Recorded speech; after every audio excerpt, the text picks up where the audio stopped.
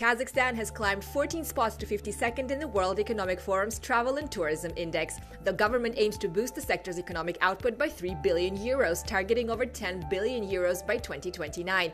What's driving the momentum?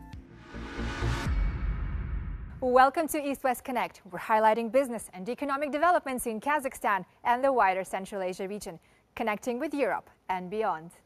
To sustain the growth of tourism, Kazakhstan launched the new Nomad Visa, giving citizens of 48 countries, including 14 EU member states, a one-year stay to work remotely and travel. The government is building 3 new airports in the resort areas of Zaysan, Katon-Karagay and Kenderle, with direct flights planned from Almaty, Astana and other major cities. Tourism investments rose 20% to 1.6 billion euros last year. 100 new hotels opened and revenues grew nearly 30%. Kazakhstan is developing agri-business, shopping, event and ecotourism. Kazakhstan's President Kassym-Jomart Tokayev recently raised concerns about the state of the country's tourist destinations, pointing to a lack of basic infrastructure and amenities. To explore possible solutions, we're joined by Daniel Serjanoglu, acting chairman of the national company Kazakh Tourism. Mr. Serjanoglu, welcome. Thank you.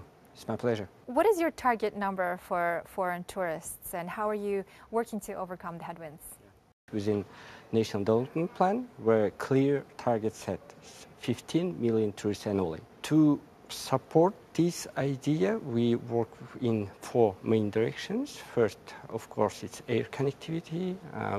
Thanks to our open sky regime, more than 20 new routes opened recently, and 30 more are coming years.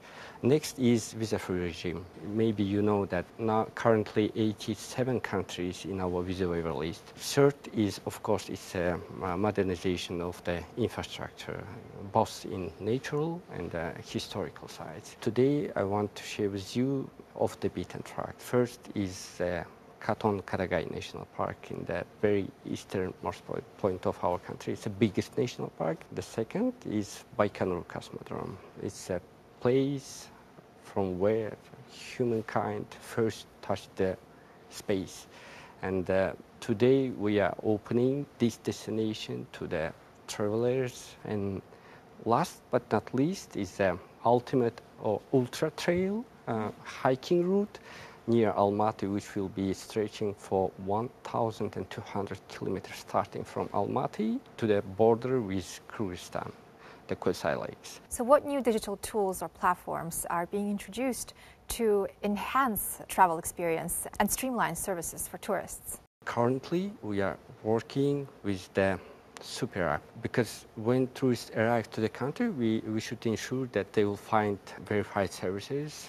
So currently, when you come to Almaty or Astana, you can just scan the QR code and get recommended services like local ride or electronic SIM cards, electronic guides, and etc. So we are now integrating all these things in one super application, which will use AI-powered assistant with these bookings and events and other offerings. Mr. Serjanoglu, thank you so much for being with us today.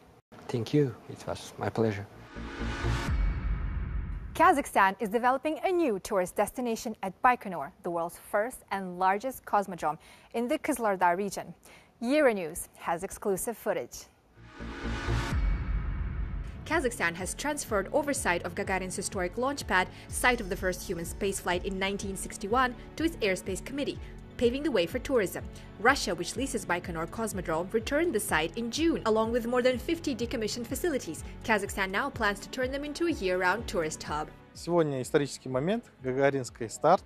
Российская сторона передала нам, казахстанской стороне. Мы сегодня передали вот этот символический ключ компании «Инфракос», Аэрокосмического комитета, которая дальше будет развивать туризм. The tourism plan for Baikonur is set for approval by September. Authorities will start by inspecting decommissioned sites for safety, aiming to restore landmarks like Gagarin's launch pad and the Energia Buran fueling complex as part of an open-air museum. New infrastructure, hotels, glamping, visitor centers, restaurants and a children's camp will follow. With expanded lodging, Baikonur could host up to 50,000 tourists a year by 2029, a 5-fold increase from today. Мы будем развивать 4 направления космического наземного туризма. Первый – это образовательные туры.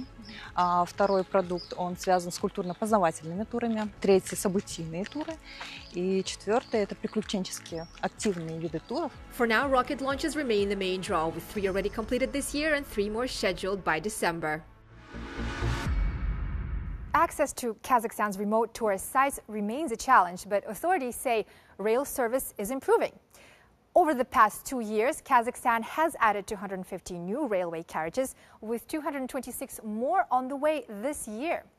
To walk us through how rail projects are boosting tourism, we're joined by Anwar Akhmedjanov, Deputy Chairman at the National Railway Company, Kazakhstan Timirzholy.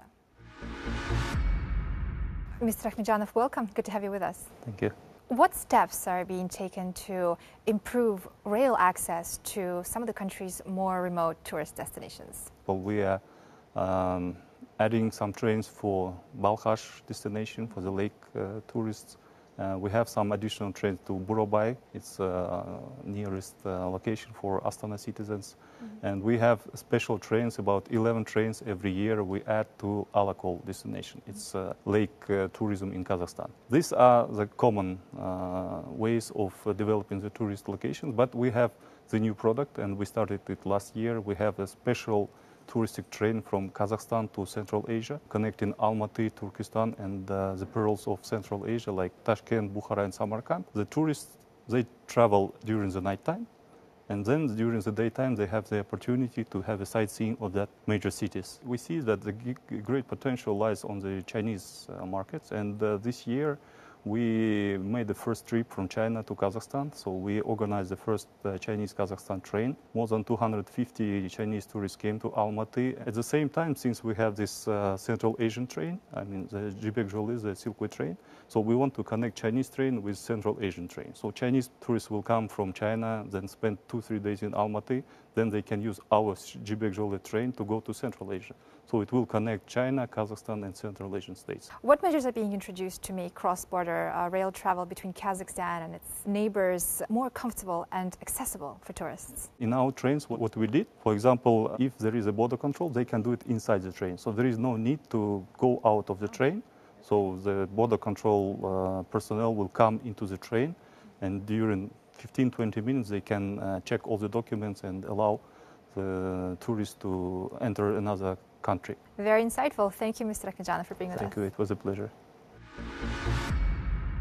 That's all for now. See you in the next episode of East West Connect.